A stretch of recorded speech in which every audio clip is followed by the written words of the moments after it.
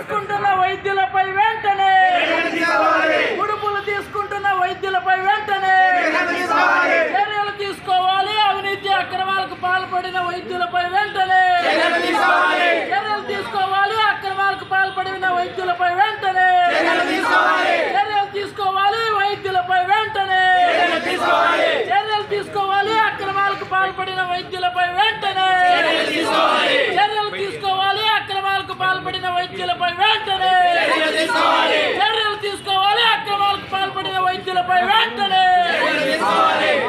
నమస్కారం. ఈరోజు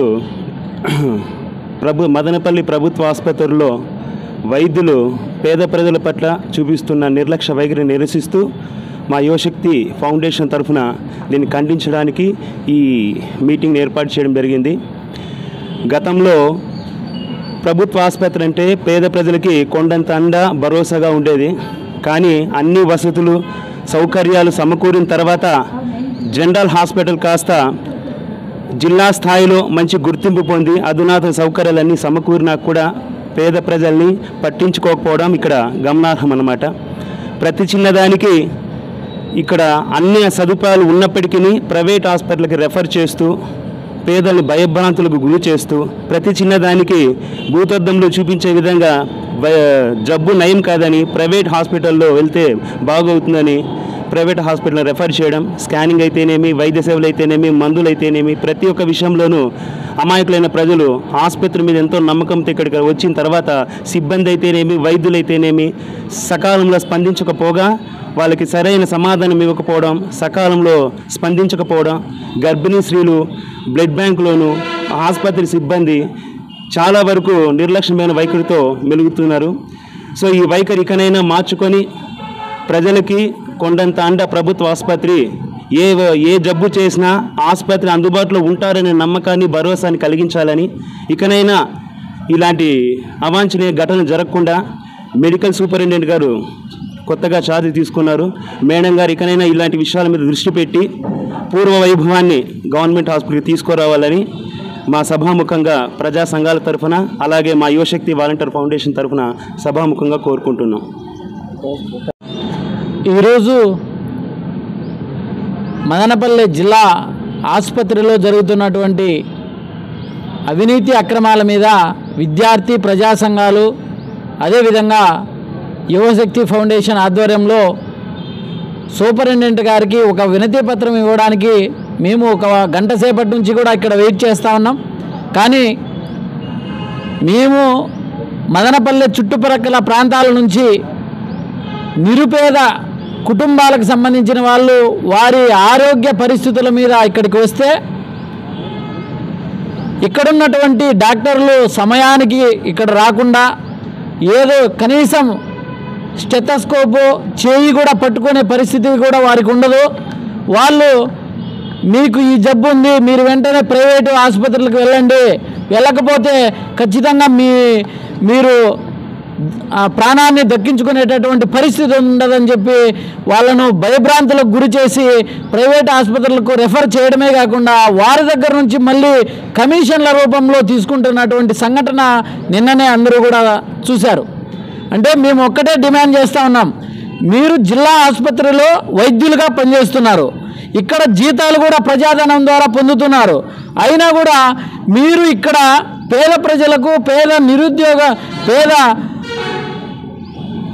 పేదవారికి న్యాయం చేయాల్సింది పోయి మీరు కేవలం మీ ఆస్తులు, మీ వ్యక్తిగత ఆస్తులను పెంచుకోవడం కోసం వ్యక్తిగత స్వార్థంతో పనిచేస్తున్నారని చెప్పి ఈరోజు మేము ఈ విధంగా సూపరింటెండెంట్ గారికి తెలియజేస్తూ ఉన్నాం.